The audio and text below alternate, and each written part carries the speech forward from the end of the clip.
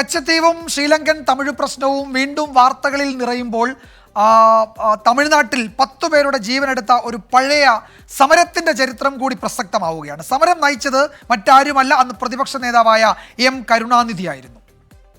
ശ്രീലങ്കയിൽ തമിഴ് വംശജർക്കെതിരെ നടക്കുന്ന കൊടും ക്രൂരതയ്ക്ക് നേരെ ഭരണകൂടം കണ്ണടയ്ക്കുന്നതെന്നായിരുന്നു സമരത്തിന് കാരണമായി പറഞ്ഞത്. അന്ന് സംസ്ഥാനം ഭരിക്കുന്നതോ സാക്ഷാൽ MG രാമചന്ദ്രൻ. കാലം കപ്പിനും ചുണ്ടിനുമിടയിൽ ഒരു തെരഞ്ഞെടുപ്പ് ഫലം മാറിമറിഞ്ഞ 1984.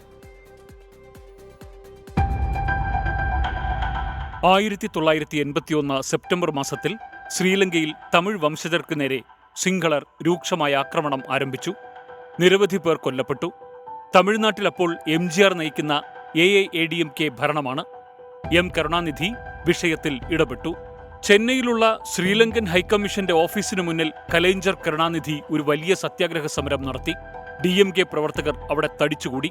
ശ്രീലങ്കൻ തമിഴ് പ്രശ്നമാണ് തമിഴ് ജനതയുടെ വൈകാരിക വിഷയം. രാഷ്ട്രീയ ഭേദമന്യേ അവിടേക്ക് ആളുകൾ ഒഴുകിയെത്താൻ തുടങ്ങി. ഏതാനും മണിക്കൂറുകൾ കൊണ്ട് അതൊരു വലിയ ജനകീയ സമരമായി മാറി. MGRന് രാഷ്ട്രീയ അപകടം മണത്തു. കരുണാനിധിക്ക് കയ്യടി കിട്ടുന്നുണ്ട്. തിട്ടൂരമെത്തി. റോഡ് ഷോ നീട്ടണ്ട, കരുണാനിധിയെ അറസ്റ്റ് ചെയ്ത് നീക്കി പ്രദേശം ഉടൻ വെടിപ്പാക്കാനാണ് നിർദ്ദേശം. 1981 സെപ്റ്റംബർ 15 കരുണാനിധിയുടെ അറസ്റ്റ് നടന്നു. അണികളുടെ ആവേശം രോഷമായി. രോഷം അണപൊട്ടി. കലൈഞ്ചറെ വിടുതല സെയ്, സിംഗളർ തുലഞ്ചുപോ, വാഴ്കെ തമിഴ്, മുദ്രാവാക്യങ്ങളും പൊട്ടിക്കരച്ചിലും തെരുവുകളെ അശാന്തമാക്കി. തമിഴ് സമരങ്ങളുടെ സ്വഭാവം അന്നും എന്നും അതിവൈകാരികമാണ്. തർക്കൊലൈ പോരാട്ടം, അതായത് ആത്മഹത്യാ സമരങ്ങളുടെ നാടാണ് തമിഴ്നാട്. ശ്രീലങ്കയിൽ യാതന അനുഭവിക്കുന്ന തങ്ങളുടെ പ്രിയപ്പെട്ടവർക്ക് വേണ്ടി സമരം ചെയ്യാനെത്തിയ പ്രിയ തലൈവർക്ക് കാരാഗ്രഹം സഹിച്ചില്ല. സംസ്ഥാനത്തുടനീളം മണ്ണെണ്ണ ഒഴിച്ച് ആത്മാഹുതി സമരം അരങ്ങേറി. 10 പേർ തെരുവിൽ വെന്തുമരിച്ചു. ഗുരുതര പൊള്ളലേറ്റും സമരങ്ങളിൽ പരിക്കേറ്റും ചികിത്സ തേടിയത് 500-ലധികം പേരാണ്. 1981 സെപ്റ്റംബർ 29 15-ാം ദിവസം കലൈഞ്ചർ ജയിൽ മോചിതനായി. പക്ഷെ അപ്പോഴേക്കും 10 പേരുടെ വിലപ്പെട്ട ജീവൻ നഷ്ടമായി.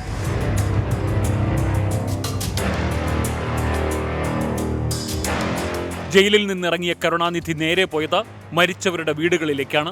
ശ്രീലങ്കൻ പ്രശ്നങ്ങളിൽ നിന്ന് പിന്നീട് കരുണാനിധി പിന്നോട്ടു പോയില്ല. 1983 ജൂലൈ 27 ചെന്നൈയിൽ എം കരുണാനിധി ഒരു രാഷ്ട്രീയ സമ്മേളനം വിളിച്ചുകൂട്ടി. MGR പ്രഭയിൽ ഏറെ പിന്നിലായി പോയ രാഷ്ട്രീയ ചാണക്യന്റെ തിരിച്ചുവരവെന്ന് മാധ്യമങ്ങൾ എഴുതി. പിന്നീട് അങ്ങോട്ട് പ്രതിപക്ഷത്തിന്റെ നാളുകളായിരുന്നു. കരുണാനിധിയും കൂട്ടരും തമിഴ്നാടിനെ ഇളക്കിമറിച്ചു. അധികം വൈകാതെ 1984 ഒക്ടോബർ മാസത്തിൽ 2 സംഭവങ്ങൾ നടന്നു. ഒന്ന്, മുഖ്യമന്ത്രി MGRന്റെ ആരോഗ്യനില വഷളായി. വിദഗ്ധ ചികിത്സയ്ക്കായി അമേരിക്കയിലേക്ക് കൊണ്ടുപോകാൻ തീരുമാനിച്ചു. അതിവൈകാരികമായ ഘട്ടത്തിൽ കോൺഗ്രസിന്റെ സഖ്യകക്ഷി നേതാവ് കൂടിയായ MGRനെ യാത്രയാക്കാൻ പ്രധാനമന്ത്രി ഇന്ദിരാഗാന്ധി ചെന്നൈയിലെത്തി. വാർത്തയും ചിത്രങ്ങളും ജനമനസ്സിൽ പതിഞ്ഞു. തിരിച്ചു ഡൽഹിയിലെത്തിയ ഇന്ദിരാഗാന്ധി ഏതാനും ദിവസങ്ങൾക്കകം അതേ മാസം 1984 ഒക്ടോബർ 31 കൊല്ലപ്പെട്ടു. MGRനെ യാത്രയാക്കിയ ഇന്ദിര ദിവസങ്ങൾക്കകം കൊല്ലപ്പെട്ടിരിക്കുന്നു. തമിഴ് ജനതയുടെ ദുഃഖത്തിന് അങ്ങനെ കൂടി ആഴമേറി. 2 മാസങ്ങൾക്കകം രാജ്യം തിരഞ്ഞെടുപ്പിലേക്ക് നീങ്ങി.